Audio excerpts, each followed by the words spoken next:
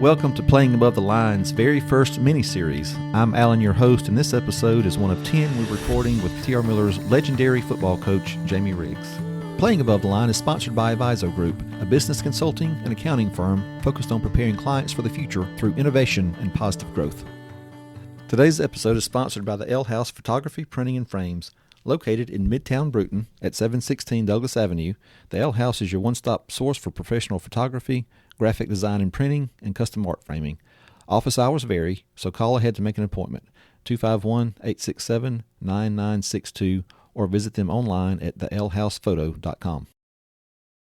Well, I wrote this on September 28, 2012, before we were playing Clark County.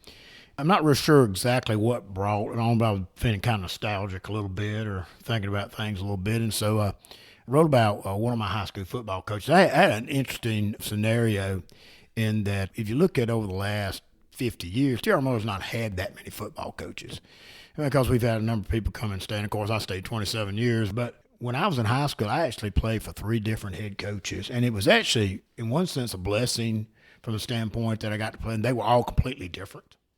And it really helped me to become a coach, because they were all different in their styles and all. So anyway, this one is about Coach Larry Rampy. He only was here 1 year, was killed in a car accident while he was here, but he was my coach my junior year. Looking forward to hearing this one. You touched again on this in episode 113 back in February, so can't wait to hear about Coach Rampy. This one's entitled Our Greatest Loss. To debate the greatest victories of all time in Miller football legacy would take quite a while, with many differing opinions. There's also been a lot of tough losses, but the greatest loss that Miller football ever suffered never occurred on the playing field. It was a cloudy June afternoon in 2012 with a threat of thunder showers as we approached the entrance. 40 years will steal a lot of your memory, but I do remember a few things about Crestwood Cemetery in Glencoe, Alabama. I remember there was a very busy highway there, and it was quite big. Our football team had traveled by charter bus to the funeral, and I seem to remember that the burial was near a tree. That is about all my memory will allow me. I was but one among many Miller Tigers that afternoon in 1973, but Becky and I are pretty much alone here on this Saturday afternoon. He had come to Bruton in February of 1972 and had barely arrived on campus as our new head coach when he put us to work. Larry Rampy was young and enthusiastic. He believed in hard work. He had been a defensive football coach and a track coach at Walter Welborn High School in Anniston and was just 31 years old. He had a red pickup truck, wore glasses, and had this deep voice that got everyone's attention when he entered the room. Coach Rampy was one of those people that made you make a decision about him pretty quick. You either loved him or you hated him. He immediately put us on the track and made us run, and I'd never been that sore in my entire life. We had this weight machine that was the great craze of the 1970s where you could work a lot of people out at one time. We almost wore that thing out the first spring. Alan Baker and I spent a lot of time with Coach Rampy working on track skills. He would cock his head, and he'd pull out a cigarette, talk about all kind of things. I really felt like he was special and that I was about to be part of something that would be memorable. Looking back, he was kind of a psychological genius. We did our spring practice in March, and Coach Rampy announced that we would start at 2:30 and be through by 5 o'clock. Coach Wood had used to give us some marathon practices, so the team was in utter bliss over this. About halfway through the first practice, he stopped everyone. "That drill is not up to our standards," he said. "We're going to do the whole thing again and get it right. I told you we would be through by 5, and we will be. I'll just set my watch back 15 minutes. And he set his watch back 3 or 4 times that day. And when we finally got through, it was about dark. But his watch said 5 o'clock, Rampy time. About 2 weeks into spring practice, we were all beat up, and we had this beautiful March afternoon. He brought us all together right away, and we started blasting at each other. Normally, everyone hides in the back to try to get out of going against the better players. One of our seniors made this good tackle. "That's what I'm looking for," he said. "That's all for you today. You can get dressed and go home." "What? Go home?" A lineman made a good block. "That's a great block," he yelled. "Get out of here. Go somewhere and have a good time." All of a sudden, he's sending everyone that makes a good play to the locker room, and guys are knocking each other down to get in this drill. To this day, it's the most enthusiastic spring football practice I've ever seen. One afternoon, I broke a tackle and made a good run. As I got up, I saw him running toward me. I was scared to death. He jumped up and gave me this big bear hug, right in front of everyone, the whole team. From that day on, I never played for myself again. I played for Larry Rampy. Everyone got a chance with Coach Rampy. He didn't care who you were or what grade you happened to be in at the time. He loved the physical hitting drills, and some days we would just open practice with some great drill he had created where we would just run into each other. He was looking to see if someone different would step up and do something great. We had a play where the fullback blocked the defensive end. Mike Minshew was one of my best friends on the team and a defensive end. And Mike was about 6'3" and maybe 155 pounds if he ate a big lunch. And no one had ever accused him of being a great athlete. We started this drill and the fullbacks are ramming the defensive ends. All of a sudden it's Mike's turn and everyone just looked at him like he's going to get crushed. But Coach Rampy had this way of challenging the average player and finding something in him that no one else knew existed. He had seen something in Mike that no one else had seen. So Coach said go, and Mike kills this fullback. Coach Rampy goes nuts and starts yelling, and Mike does it to the next guy again. Mike had blood streaming down his nose, and everyone's going crazy. From that day on, Mike Minshew was a pretty good football player. Coach Rampy had taught him the power of believing in yourself. Now, Coach believed that hard work would not only improve you physically, but would build confidence in yourself. He told us one afternoon on the track that I'd love to be out fishing this afternoon, but if we all go fishing, we won't win the games we want to win next fall. Fall practice was very physical, but the whole team had this great anticipation going into the season that we would be good. His hard work equals confidence theory had ignited our passion and our courage to play. Now, I'm on record saying that all good coaches are just a little bit crazy, and Coach Rampy, he had his moments. Early in the season, we traveled to Jackson and won a tough game. One of our linebackers, Ronnie Cantrell, got thrown out of the game, and Coach Rampy decided that he would let Cantrell swap jerseys with one of the freshmen and put him back into play. They had already swapped jerseys when cooler heads prevailed. After the season was over, W.C. Majors, the coach at Fairhope, brought a couple of his players up one afternoon.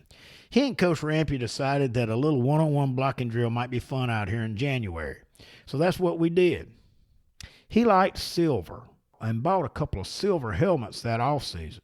And the word was we might wear the silver helmets the next year. He bought some boxing gloves that spring, and we would tee it up in the gym, pounding on each other. When you have on boxing gloves, I learned, it is attack or be attacked. He had taught me another lesson. You never could predict Larry Rampy. Coach Rampy was an excellent defensive coach, and we had a really good team. We won some tough games early and lost a close game to a great Andalusia team at midseason. But injuries hurt us at the end. A victory over Neal in the last game would have put us in the playoffs. It was hard to make the playoffs in those days because only 8 teams made it throughout the entire state in the 4 classes. But we were just about out of running backs. I had gotten hurt the week before against Niceville with a hip pointer, and I missed the game, and we lost 22-6. We had a good group of juniors and sophomores coming back, and everyone was looking forward to 1973. The only way I can describe it is to say that there was this feeling on our campus of impending greatness. He had convinced a bunch of average guys that we were something beyond average. He had established this incredible team spirit among us that was about to take us to great places. I will not speak for everyone, but I really thought I was playing for the greatest high school football coach in America. Larry Rampy made me believe in myself, and that's one of the greatest gifts a young person can receive. I still remember my mother waking me up on a Sunday morning in February 1973 to tell me that he was gone, killed in an automobile accident. I was stunned. I only knew him for a year, but he had this incredible influence on my thoughts and my attitudes. This was just a huge loss. This empty feeling that hung over me for days and days. We were fortunate that we had a great assistant in Frank Cotton, and he was the right choice to take over as head coach. Coach Rampy had laid this incredible foundation, but never got to finish his work. Unrealized potential is one of life's greatest tragedies, and in this case, it's T.R. Miller's greatest loss. We had a terrific team in 1973, winning 10 games and making it to the semifinals of the state playoffs. It's almost cruel to think what that year might have been had he lived. The enthusiasm, the motivational tricks, the toughness, and the constant surprises to keep us on our toes. What could he and Coach Cotton have achieved together? About 3 months after his death, a couple of big boxes arrived at the school with Coach Rampy's name on them. Silver football pants. No one knew. You never could predict Larry Rampy. There are literally hundreds of graves at Crestwood Cemetery, and Becky and I have separated and started searching. There are a lot of trees. We found a couple of headstones with Rampy on them, but it was not his marker. Rain was imminent, and I was about ready to give up and go to another plan. I called Becky on her cell phone, and she was in the back of the cemetery. She had seen an older lady and had asked her if she had any idea about where the grave might be. This lady said she knew Larry's brother, and a few minutes later, Becky was talking to his sister-in-law and had directions. Just as I arrived, I heard the lady say, "Here it is." 40 years is a long time, and it's kind of an emotional feeling to know that you're standing on the same spot after all these many years. There's no headstone, only a bronze marker. Coach Rampy rests next to his father and mother. And when I read the date of his death, that sense of loss hit me hard again. February 17th, 1973. He was my coach, I told the lady, and she shook her head and smiled. I was here. I was at the funeral, I said, and I don't remember much about it.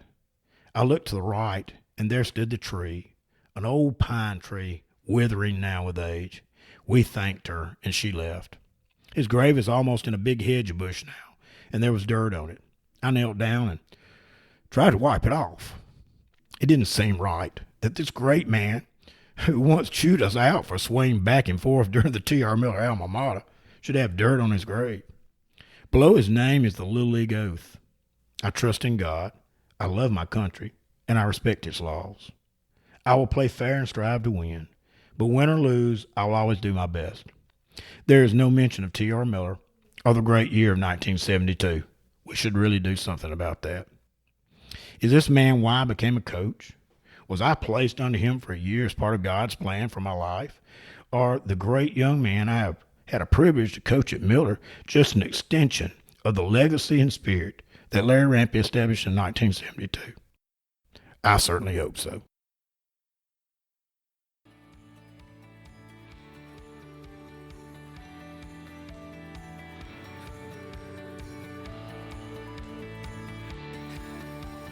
We hope you enjoyed today's episode, and if you did, be sure to rate, review, and subscribe on iTunes and Spotify. It definitely helps us in the ratings, and it also makes it easier for other folks to find the podcast. And as always, a big thank you to producer and editor Carrie Wolf. Playing Above the Line is sponsored by Aviso Group. If you want to know more about who we are and what we do, you can visit our website at avisogroup.com. That's AVIZO group.com. You can also check us out on Instagram, Twitter, and Facebook. Thanks for listening.